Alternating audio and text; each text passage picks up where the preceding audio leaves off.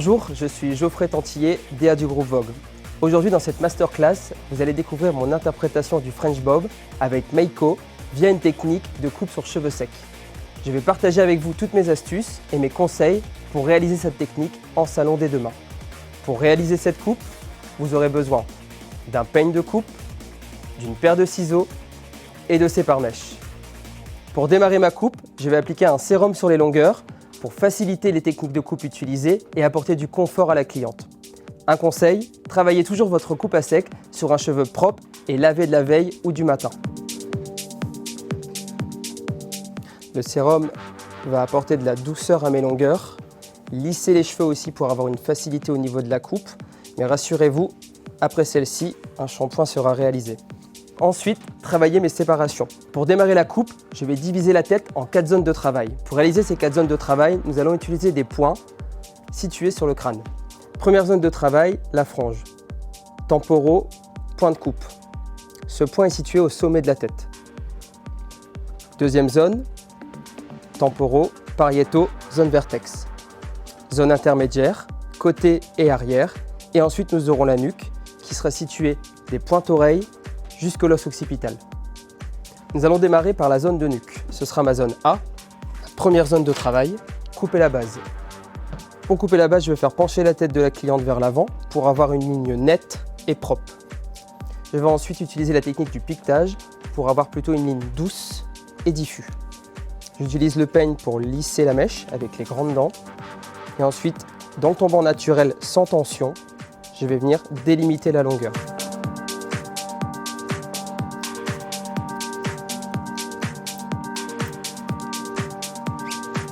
Je démarre au centre pour me servir de cette mèche guide pour couper les côtés. Je reste bien derrière ma cliente, toujours la tête penchée. Et je délimite la longueur en piquetage. Comme je souhaite avoir une ligne plutôt nette, je travaille avec un piquetage fin et petit.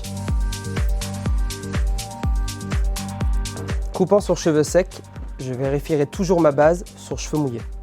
Ensuite, je vais alléger ma zone avec une technique de texturisation qui s'appelle le tricot glissé. Attention, la texturisation est votre signature. Adaptez-la à chacune de vos clientes. Pour Meiko, ayant un cheveu fin, je vais texturiser légèrement cette zone en laissant des mèches pleines et des mèches allégées. Je tricote et ensuite je vais venir glisser en fermant mon ciseau et en allant vers moi. Je laisse ensuite une mèche pleine, je reprends la mèche à texturiser, je tricote et au milieu de la mèche, je vais venir fermer le ciseau et l'ouvrir en revenant vers moi. Deuxième étape, je vais travailler ma zone intermédiaire. Celle-ci est la plus grande. Je la détache et je vais venir une nouvelle fois faire pencher la tête de ma cliente pour récupérer la base de la première zone. Je démarre toujours au centre pour avoir ma mèche guide. Je me sers de la mèche qui est en dessous pour délimiter ma longueur et en piquetage, je viens les lier.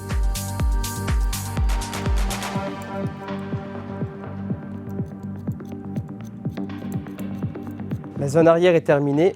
Je vais donc maintenant procéder aux parties de devant. Pour cela, je fais tourner la tête de ma cliente sur le côté pour éviter que l'épaule ne me gêne. Et ensuite, je vais récupérer la longueur arrière avec la longueur de devant. Je me sers d'une mèche de l'arrière située derrière l'oreille pour avoir ma longueur de référence et je trace ma ligne droite. Encore une fois, dans le tombant naturel, donc j'ai une tension légère et je procède de la même manière de l'autre côté.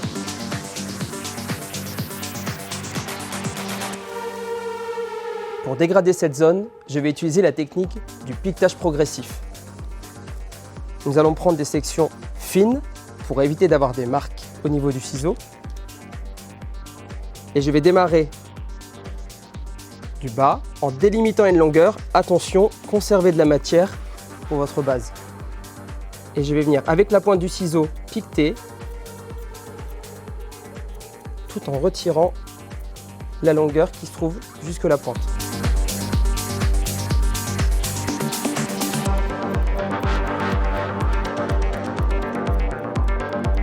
La partie arrière est terminée.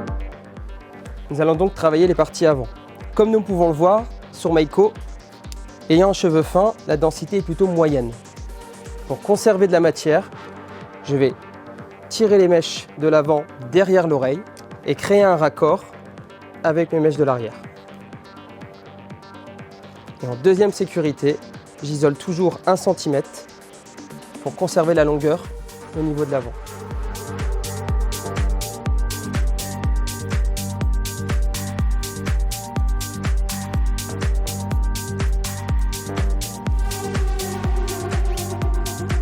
Cela m'a permis de conserver une ligne droite avec de l'épaisseur tout en créant une jonction entre l'avant et l'arrière.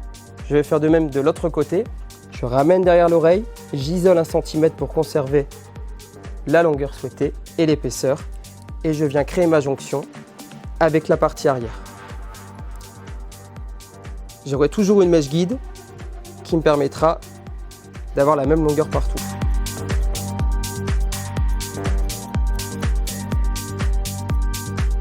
Je viens de terminer ma zone intermédiaire, je vais passer à la zone du dessus de tête. Donc je place les cheveux dans le tombant naturel, je fais pencher la tête vers l'avant et comme tout à l'heure, je vais récupérer la base des deux zones pour faire le lien.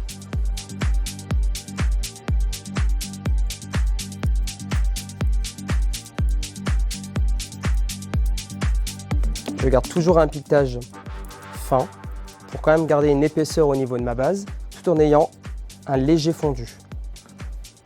Pour les côtés, même principe que tout à l'heure, la tête bien droite, je fais tourner la cliente sur le côté pour éviter que l'épaule me gêne et je fais le lien avec la mèche qui se trouve juste en dessous. Sans tension, je viens peigner, j'utilise mes doigts pour pincer et maintenir la mèche, je vois la mèche par transparence et avec un piquetage léger, je les rassemble. Cette partie-ci est toujours dangereuse, alors pas pour nous, mais pour la cliente.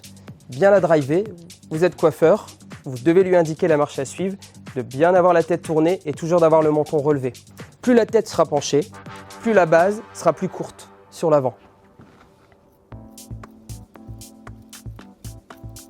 Nous allons ensuite travailler encore une fois le dégradé de cette zone. Pour cela, je vais prendre une bande centrale.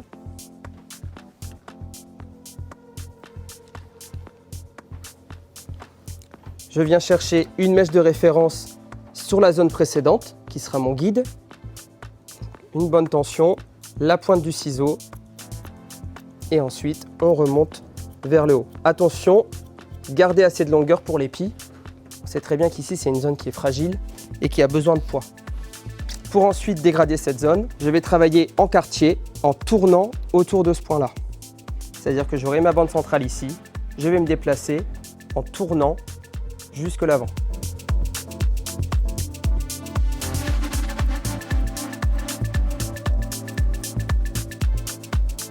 Aujourd'hui, je vais stabiliser la zone avant pour conserver un maximum d'épaisseur sur la bordure.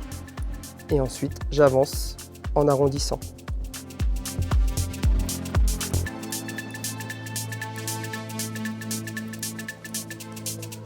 Comme de l'autre côté, je vais travailler donc ma zone avant et je vais venir travailler en piquetage progressif.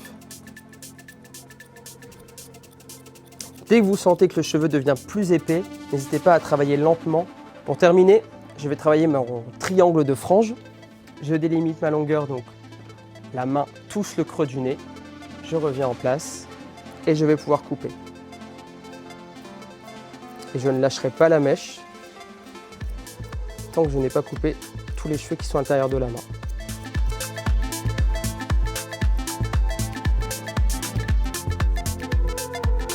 Donc on commence à découvrir la forme. Le fait d'avoir surélevé au centre, j'ai une forme arrondie au niveau de ma frange qui va récupérer mes longueurs extérieures. Et le fait d'avoir surélevé la frange, j'ai un léger dégradé sur 1/2 cm qui me permet d'alléger la forme de la frange. Pour terminer, je vais légèrement texturiser celle-ci avec la même technique de dégradé Par contre, cette fois-ci, la longueur ne va pas bouger. Je vais texturiser la frange avec la technique du piquetage progressif sans toucher à la longueur extérieure. C'est-à-dire que, hop, légèrement, je vais venir épointer quelques mèches aléatoires juste pour apporter de la fluidité à ma frange. Pour terminer, la forme de coupe est faite, la base est faite, la frange est faite également et je vais venir créer une légère jonction entre ma frange et mon dégradé à l'intérieur.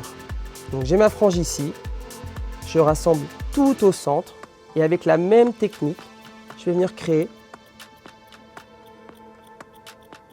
sans toucher à la longueur bien sûr, une jonction légère qui va me permettre de créer un fondu.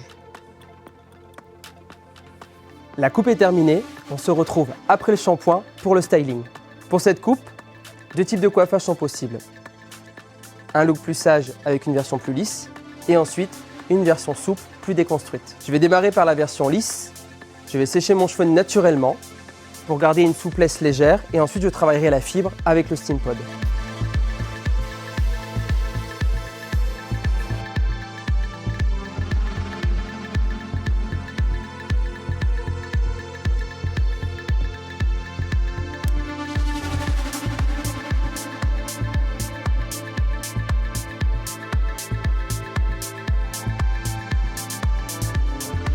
Merci d'avoir suivi cette masterclass. Éclatez-vous en salon, appliquez cette méthode et n'hésitez pas à vous former sur la plateforme Access. Plusieurs contenus vous attendent.